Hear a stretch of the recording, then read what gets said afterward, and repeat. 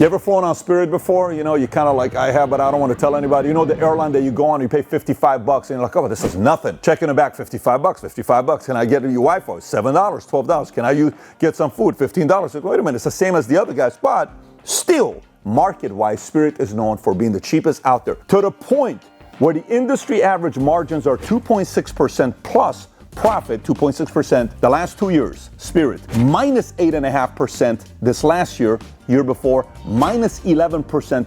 They're not making any money. So recently, they wanted to do a merger with JetBlue, and guess who stopped the merger from taking place? The U.S. government. You might be asking why. Here's why. So Spirit Airlines faces uncertainty after an antitrust ruling blocked its sale to JetBlue for $3.8 billion. A federal judge in Boston concurred with the Justice Department, citing consumer harm through reduced choices and increased fares. So the judge sounds like he's coming from a noble place. We don't want Spirit to go away because let's help him, right? From the moment he says this, the judge, this is on the 16th, here's what happens to the Spirit stock. It plummeted by over half since the ruling, prompting consideration of debt refinancing. Its shares closed Thursday at $5.70, down more than 60% from the previous week. And by the way, they have a loan due in September of 2025. This is a $1.1 billion loan at 8%, which, by the way, this whole thing that corporate debt is coming out. So they were going to buy them for $3.8 billion. You know what Spirit's market cap is today, give or take? $680 million. You know what they were worth November of 2014? Over $6 billion. The judge is thinking they're helping them, but you may have forced this company into bankruptcy. Who does that help? We're going to talk about that today. If you have value out of this video, give it a thumbs up and subscribe to the channel. By the way, another reason why capitalism works, and it doesn't when the government gets involved in situations like this. You know how many airlines we have? You're worried about Spirit and JetBlue working together. You effectively hurt the company. You did that. You hurt this company. Let them do their part. But watch this. What situation they're in. JetBlue, Spirit's financial situation is very messy. Their debt surged to $6.6 billion from only $3.6 billion in 2019. This is pre-COVID. And keep in mind, when the airlines all of a sudden had the flat year, if you look at the chart to see how many flights was taking place in a year, you'll see the sudden drop-off in 2020. They all got crushed. You see the page with number of passengers carried through Spirit Airlines from 2003 to 2002. Look at the 2020 year. But everybody looks like that, right? But generally, they went from 2003 only having 4 million people to 2019, 33 million, even 2022. They went back up to 38 million. But in that year, 2020, the government came in and said, let's bail out these airline companies. Watch this. We looked at the map,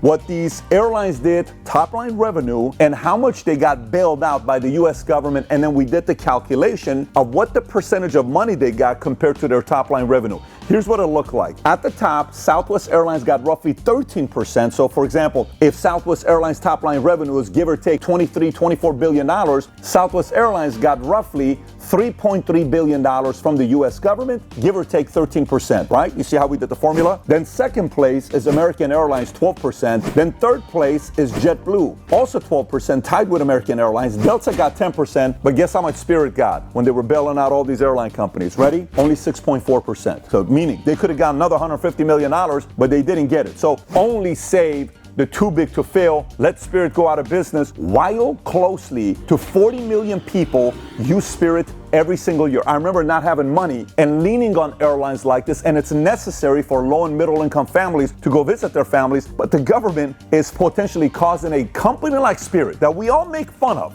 and we've all secretly used or currently use to go away as an option for you as the consumer. Now, let me continue. They recently reduced their debt by selling and leasing back 25 of their jets for $465 million.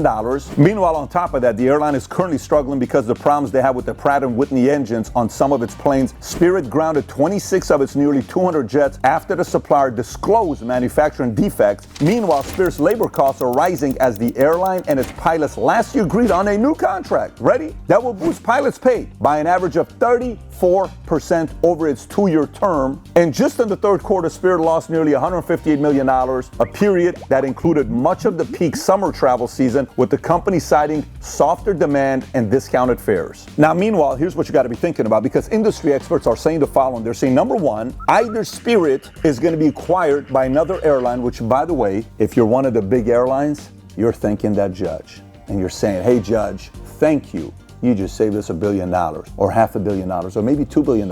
And option number two, what industry experts are saying is going to happen? Ready? Bankruptcy. Because what are you going to do if you keep losing money every single year and everything going up and planes are being shut down? And on top of that, guess what else is going on with Boeing or Airbus if you want to order some planes? You ready for this? Watch this. They have a backlog of orders that stretches out as far as 5 years. If you call Boeing right now saying, hey, I need 20 Boeing jets, you know what they'll tell you? We got a 5-year log. Think about that. So even if they want to invest and grow, they're not going to get those planes for nearly 5 years. Why should you care about this? Because you know how you and I win? The more competition there is, the better it is for you and I. Starbucks, Coffee Bean, you go to 7-Eleven, maybe you go to the donut place, whatever it's called, maybe you go to this other place. You have options. So they got to compete to have the best coffee for you. Cars, you got options. You got a lot of things that are options. But notice with banks, the bigger guys are gradually buying the smaller guys. We're getting fewer and fewer banks. Notice also when it comes down to these military contractors, used to be 50 something. Now you're really dealing with 5 of them that you're buying stuff from. And then watch what's going on with airlines. This is from 1995 to today. In 1995, you had 85 carriers you were dealing with 11 being major carriers. But look what's increasing and look what's decreasing. Other air carriers have decreased from 85 to 44, but notice the major air carriers have increased from 11 to 19. Why? Because the 11 are buying up everybody else, and the other guys that used to be 85 down to 44, they're going out of business because with the help of great lobbyists, fantastic, right? These lobbyists you hire, and guess what you want to do with lobbyists? Not that any of these guys would ever do something like this. I'm sure this industry is filled with many noble people, but you help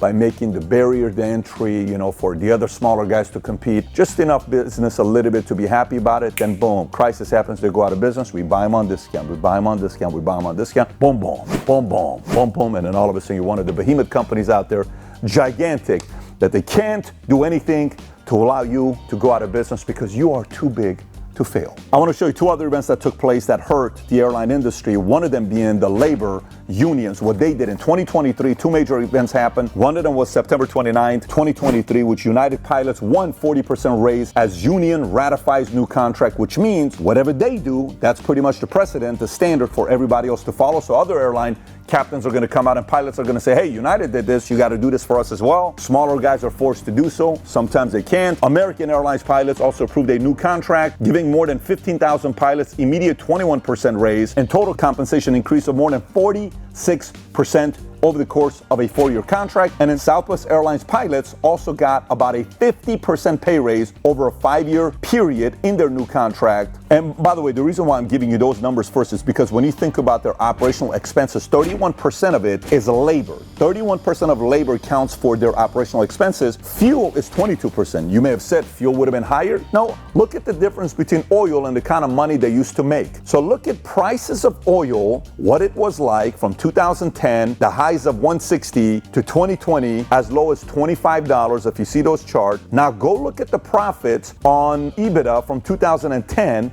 to 2020 and focus mainly on purple because purple is North America. You see how North America in 2015, they're making margins of 15%, EBIT of 15%, 2016, roughly 13%, 27, they're making money, right? 2019 is still good. Then watch what happens 2020 post-COVID, drop, okay? Minus 30% for North America. 2021 drop, 2022 back up, 2023 slightly back up at around 2.6%, but not for companies like Spirit. They haven't had a chance to recover from what happened during the pandemic and the oil prices constantly changing. Now here's what drives a lot of people nuts. There were the PPP loans. They gave them roughly $25 billion to all these airline companies. During the time, 400,000 people were fired, but at the same time, what did they do with 90% of the money that was given to them? You know what these airline industry, these companies did? They used 96% of the money you gave them to buy back shares. Wonderful. What's the moral of the story? Airline industry's margins are this thin, very small. These airlines that don't charge a lot for their tickets, they're not making money. You want these businesses to stay in business. Every time I go to Barnes & Noble, we buy $1,000 worth of stuff at Barnes & Noble, and I ask the cashier, he sees me every time, and he knows what question I'm going to ask. How are your numbers looking? Are you guys making money? Why? Because I want Barnes & Noble to stay in business. You probably want Spirit to stay in business, but to do so, they're going to have to increase their prices a little bit, and the U.S. government's got to kind of stay out of the way, because what monopoly law here? You got all these other airlines. Why are you worried about Spirit? You could allow these guys to do business together, them and JetBlue, but you keep getting in their way. And the judge, whether it's intentional or not, they're either going to make him go out of business or be bought on sale, even more discounted than what Frontier and JetBlue offered them. If you got value out of this video, give it a thumbs up and subscribe to the channel. If you don't know the story of what unions do to America, maybe you are also part of a union, you want to learn more, click here to watch the video. You're either going to get very upset or you're going to say, oh my God, it's crazy what these guys do and how much power they got. Anyways, take care, everybody. Bye-bye, bye-bye, bye-bye.